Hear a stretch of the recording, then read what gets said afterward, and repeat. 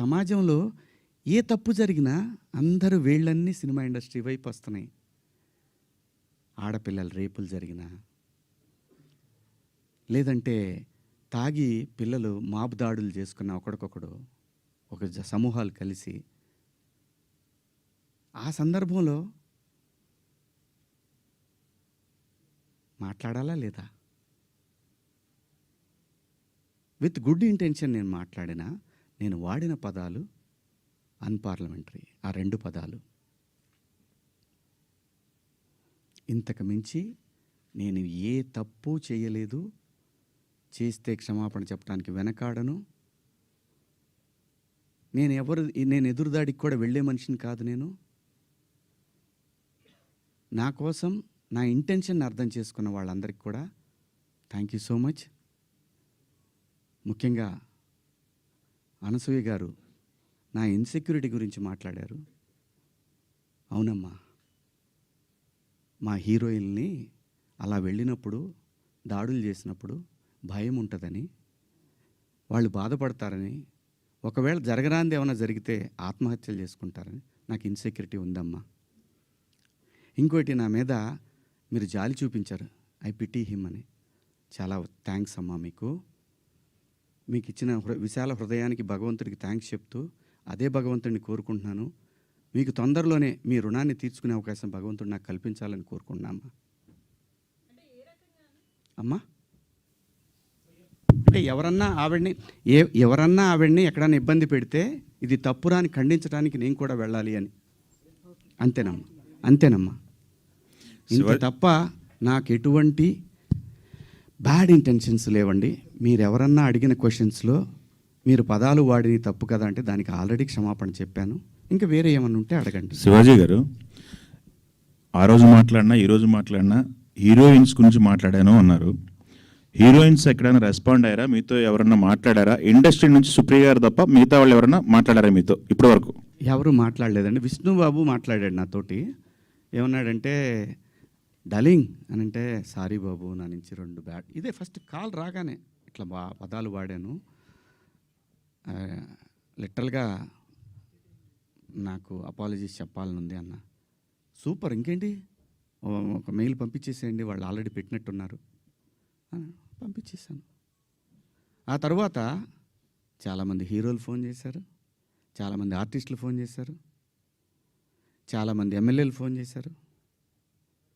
ఆడపిల్లని కాపాడుకోవాలనే ఉద్దేశం తప్ప, ఆడపిల్లని బంధించి, ఆడపిల్ల స్వేచ్ఛను హరించి, ఆడపిల్లల్ని ఆట వస్తువులాగా చూడాలనుకునే సంస్కారం ఈ జనరేషన్లో కూడా ఎవరికీ లేదు. కుసంస్కారం ఎవరికీ లేదు. ప్రతి తల్లి, నా ఇంట్లో తల్లి ఉంది, మీ ఇంట్లో తల్లి ఉంది, మనకు పెళ్ళిళ్ళు అయితే భార్యలు ఉంటారు, మనకు బిడ్డలు పుడితే ఆడపిల్లలు ఉంటారు. వీళ్ళందరి మీద ఉన్న అపరిమితమైన ప్రేమతోనే వాళ్ళ మీద చూపించే అడుగడుగు. ఎందుకంటే ఈ భారతదేశంలో ప్రతి 3 గంటలకు ఒకసారి రేపు జరుగుతూ ఉంది. ఒక ఆడబిడ్డ జీవితం నాశనం అయిపోతూ ఉంది. ఆ భయంలోంచి వచ్చిందే, అమ్మా కొంచెం మంచి బట్టలు వేసుకెళ్ళరా అని ఒక తండ్రి చెప్తాడు.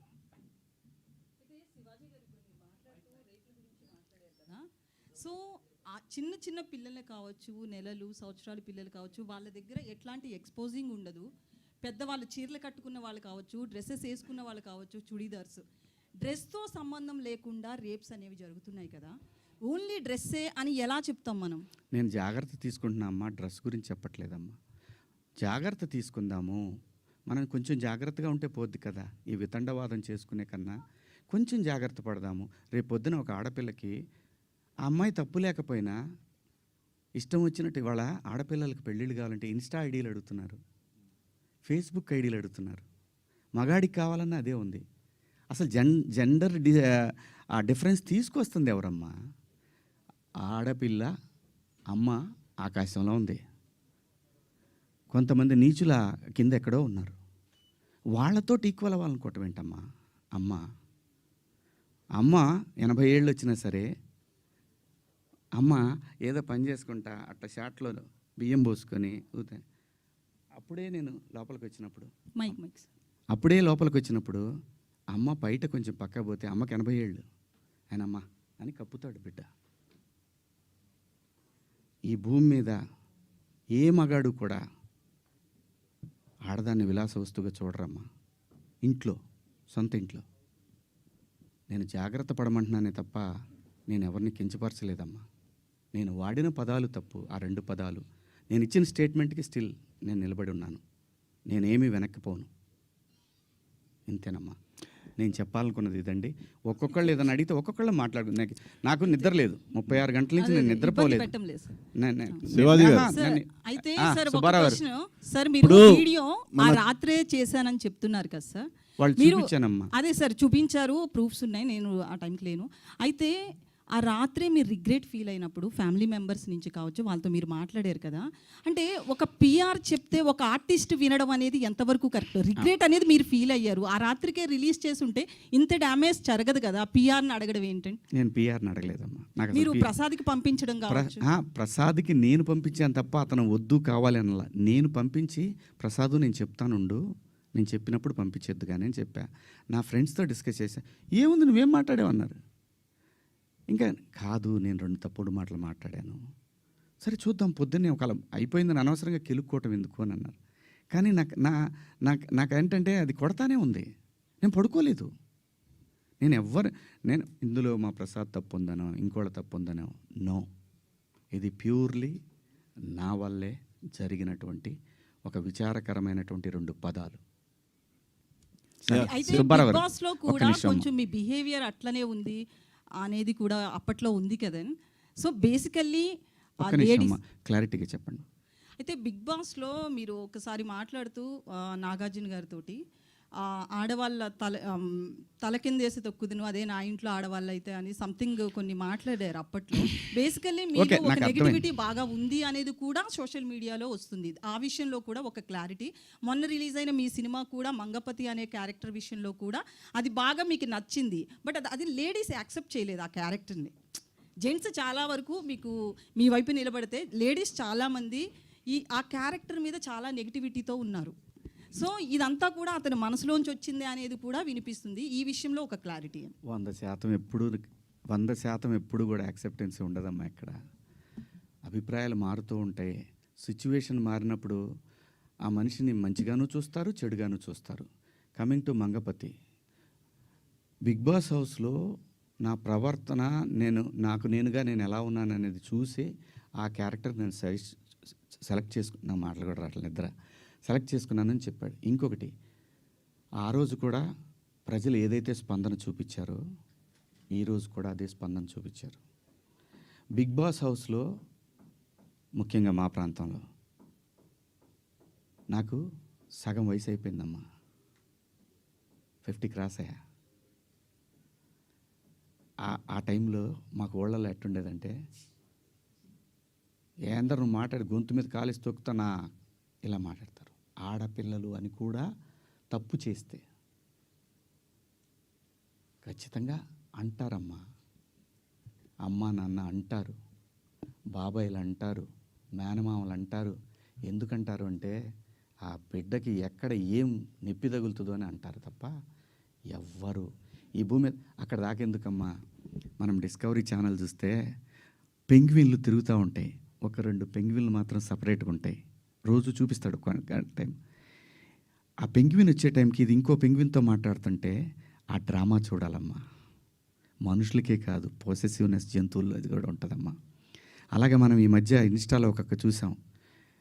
ఒక డాగు ఇంకొక డాగ్తో క్లోజ్గా ఉంటే దానికోసం మాంసం మొక్క తీసుకొని వచ్చి తన ప్రేమికుడైనటువంటి డాగు తీసుకొని దగ్గరకు వస్తున్నప్పుడు ఈ డాగ్ ఇంకొకళ్ళతో క్లోజ్గా ఉంటుంది చూసి దానికి ఒక ఆర్ఆర్ వేసాడమ్మా.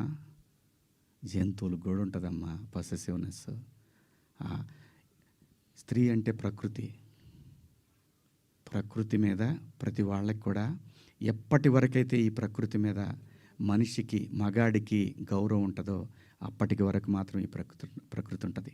ఆ తర్వాత లేదంటే ఇది నాశనం అయిపోతుంది. ప్రకృతి అంటే స్త్రీ అంటే ప్రకృతి. అమ్మ అట్లా డ్రెస్సింగ్ వేసుకెళ్ళింది, తను ఇబ్బంది పడింది అనేసి అన్నారు. అయితే మొన్న రీసెంట్గా సమాంత గారు కూడా సిరిమల్లి అనే శారీ షోరూమ్ ఓపెనింగ్కి వచ్చారు. సేమ్ తనతో కూడా అలాగే జరిగింది. తను చాలా పాజిటివ్గా నవ్వుతూ వెళ్ళి ఓపిక్గా చాలా సేపటి వరకు అక్కడ ఒక అది చిన్న ఇది అడ్వాంటేజ్ చేసి- ఉందమ్మా. తర్వాత క్లిప్ చూశాను నేను. లక్కీలీ ఆవిడ శారీలో వచ్చింది. అదే ఎగ్జాక్ట్లీ నేను అదే చెప్తున్నా. అంటే డ్రెస్సింగ్ అని అన్నారు కాబట్టి తిను నేను శారీలో అంటున్నాను, వచ్చినా కూడా అది ఫేస్ చేసింది కదా తను. అమ్మా జెన్జీ ఉంటారమ్మా ప్రోగ్రాంలో, వాళ్ళకి తెలియదమ్మా. ఆర్టిస్టులు అంటే క్రేజీ ఉంటుంది, ఆర్టిస్టులు అంటే క్రేజ్ ఉంటుంది, టచ్ చేయాలనుకుంటారు. ఒకసారి తెనాలి దగ్గర శ్రీదేవి గారు షూటింగ్కి వచ్చి అక్కడ దిగితే ఒకడు వెనక నుంచి గట్టిగా పట్టుకొని పరిగెత్తాడు. ఇది అప్పుడు పేపర్లో బాగా వచ్చింది మాకు. తెనాలిలో షూటింగ్ దిగిన శ్రీదేవి గారి పట్ల అసభ్యంగా ప్రవర్తించారు. సినిమా పట్ల ప్రజలకి ఒక చిన్న తెలియని ఎక్కడో మా సొంతం అన్న ఫీలింగ్ ఉంటుంది కాబట్టి అలా జరుగుతుంది. అంతేగాని ఇక్కడ నేను సమంత గారిని తప్పు పట్టట్లేదు, నిధి అగర్వాల్ని తప్పు పట్టట్లేదు, నేను ఎవరిని తప్పు పట్టల. మనమే కొంచెం జాగ్రత్తగా ఉంటే పోద్ది కదా అనే భావం తప్ప నాకేం లేదమ్మా. ఏది అదే అమ్మా, లేదమ్మా. ఏం చెప్పినా కూడా వాళ్ళు చెప్తుంది కూడా మీరు మంచి బట్టలు వేసుకోండి, మా పిల్లలు ఇదే నేర్చుకుంటున్నారు అని చెప్తున్నారే తప్ప పబ్లిక్ ప్రాపర్టీ ఎలా అవుతారమ్మా? We are representatives of society. సినిమాల్లో చెప్పేది జనానికి ఒక్కొక్కసారి సినిమా ఒక విలువను సృష్టిస్తుంది. ఎన్నో ఇప్పుడు మన కోర్టు సినిమాని తీసుకుంటే చట్టం పట్ల అవగాహన కల్పించింది. సినిమా అంత పవర్ఫుల్ మీడియా. తప్పు జరిగితే మన డ్రెస్సింగ్ సెన్స్ మీద అంతే ఘోరంగా పెడుతుంది, మంచి జరిగినా అంతే ఉపయోగకరంగా ఉంటుంది. అంటే మనం రిప్రజెంటేటివ్స్. సుబ్బారావు గారు మీరేదో అడుగుతున్నారండి. ఒక్క నిమిషం, సుబ్బారావు గారు ఏదో అడుగుతున్నారు. అఫ్కోర్స్ మీరు అన్నట్టు మీరు వాడిన 2 పదాలు అన్పార్లమెంటరీయే కాదన్ను. వేరేస్ అంతకు మించిన పదాలు కామెడీ షోస్లో, టీవీల్లో కామెడీ షోస్లో వస్తున్నాయి. అలాగే మన తెలుగు సినిమాల్లో కూడా వస్తున్నాయి, సెన్సార్ గడప దాటి వస్తున్నాయి. సో మీరు అన్నట్టు అప్పుడు ఎలాంటి స్పందన కనపడలేదు. బట్ శివాజీ ఎందుకు టార్గెట్ అయ్యాడు? ఏమో సార్, నేను చిన్నోడిని, నన్నంటే ఎవరు అడగరనేమో. లేదు దీన్ని సింపతి కార్డ్ అని ఎందుకు వేసుకోవాలా? వాళ్ళకి మనం ఈజీగా దొరికాం.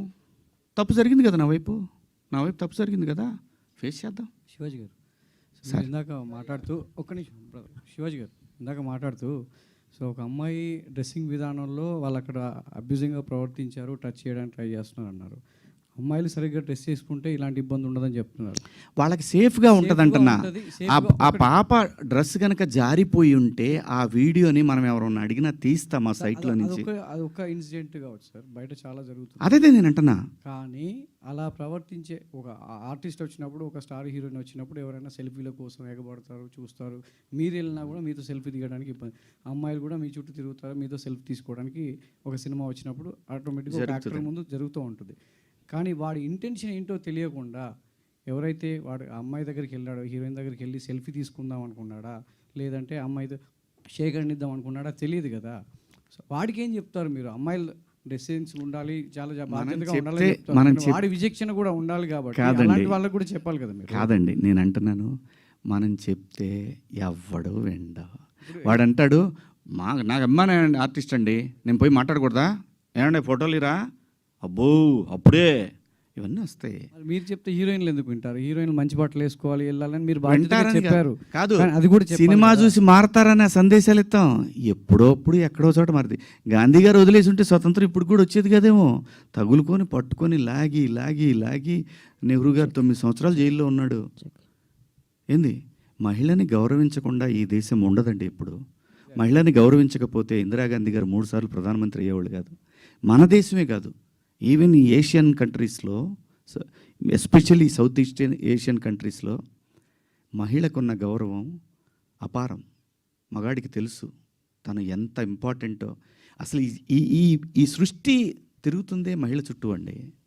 అమ్మనేవాడంటాడు సార్ మీరేది అడుగుతున్నారు. సోషల్ మీడియాలో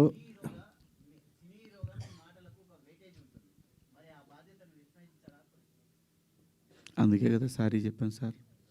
మళ్ళీ అదే ఇది నన్ను అడిగితే పర్లేదు, రేపు ఇంకో హీరోయిన్ అడిగితే ఆయన కూడా ఇదే చెబుతాడు, సారీ చెప్పాడు కదా, ఇంకో దాన్ని కాకుండా ఏదైనా అడుగుదాం అని అంటారు. సార్ మీరేదో అడుగుతారు. ఏదన్నా ఇష్యూ వచ్చినప్పుడు ఎవరన్నా ఏదన్నా మాట్లాడితే దొరుకుతాడు, బలి చేసేద్దాం అని ఒక బ్యాచ్ ఇప్పుడు చాలా ఎక్కువ మంది ఉన్నారు. సో అలాంటి బ్యాచ్కి మీరు అంటే మీరు మిమ్మల్ని కూడా దొరకపుచ్చుకుందాం అనుకున్నారు. సో మీరేమంటారు? దొరికేసాను తప్పే ఉంది. నేను బాధపడింది ఒక్కటే, ఈ పిల్లలందరూ నాకు తెలిసిన వాళ్ళే కదా. ఒక మాట నన్ను అడిగుంటే, ఒక మాట ఇప్పుడు ఏదైతే ఈ ప్యానల్స్లో ఉన్న వాళ్ళందరూ కూడా ఒక మాట ఏంటన్నా అని అంటే, లేదమ్మా పొరపాటు జరిగింది అని ఆన్ ది స్పాట్లోనే వెళ్ళిపోయేది కదా. ఆ ఒక్క అవకాశం నాకు ఇచ్చుంటే బాగుండేదేమో. అది మళ్ళీ ఉమెన్ కమిషన్ దాకా వెళ్ళాల్సిన అవసరం వచ్చేది కాదేమో. డెఫినెట్గా ఉమెన్ కమిషన్ రియాక్ట్ అవుతుందండి. వాళ్ళకి సమాజంలో ఒక సెలబ్రిటీస్ నుంచి ఇంత పెద్ద అసలు మొత్తం ఒక పెద్ద వెల్లువలాగా ఏముంటుంది అక్కడ పోతే, పోనీ చెప్పండి నాకు మరణశిక్ష ఏమంటే మరణశిక్ష చేయించుకొని వస్తా పోయి, ఇంకా నేను అంతకన్నా ఉమెన్ కమిషన్ సుమోటోగా తీసుకుంది తప్ప ఎవరు కంప్లైంట్ చేయలేదు. మా అసోసియేషన్ మాత్రమే కంప్లైంట్ చేసి ట్యాగ్ చేస్తే సుమోటో కాకపోతే ఏమవుద్దండి. ఏమండి నేను అనేది మనకు అందరికి అన్నీ తెలుసండి. మన అందరం కూడా అన్నీ తిట్టుకుంటామండి. బయట బూతులు తిట్టుకుంటాం, కెమెరా ముందుకు వచ్చినప్పుడు పద్ధతిగా ఉండాలనుకుంటాం. ఆఫ్టర్ ఆల్ మనుషులు అండి మనం. ఏం లేదు ఇందులో తప్పేం లేదు.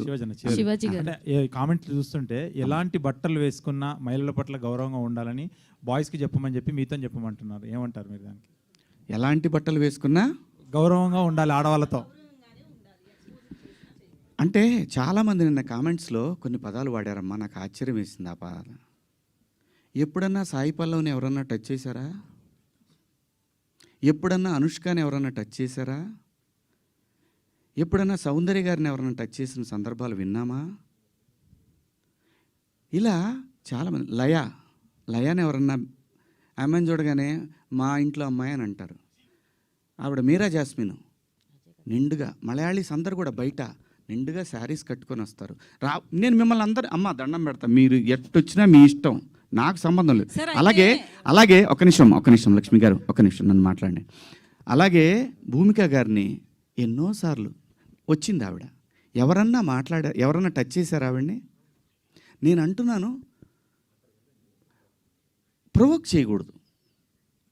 ప్రొవోక్ చేసినట్టు అనిపించినప్పుడు మీరు అన్నదానికి కుర్రాళ్ళు ఆహా నువ్వు ఇలా ఉంటావా, వాళ్ళు పందాలు వేసుకుంటారు. పిల్లలుండి చిన్నపిల్లలు, మన పిల్లలు వాళ్ళు. నేను అంటాను మనం ఎందుకు అవకాశం ఇవ్వాలి అనేది నా ఉద్దేశం తప్ప, మీ ఇష్టం అండి.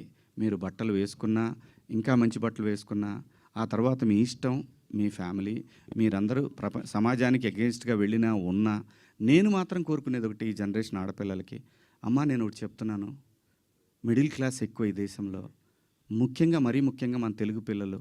నేను చెప్పేది ఒకటేది, మీరు పాటించమని నేను అంటల్లా, జరిగే అనర్థాల గురించి మాత్రం చెప్తాను. జాగ్రత్తగా ఉండండి. ఇంతకన్నా నేను చెప్పేది ఏం లేదు. Thank you.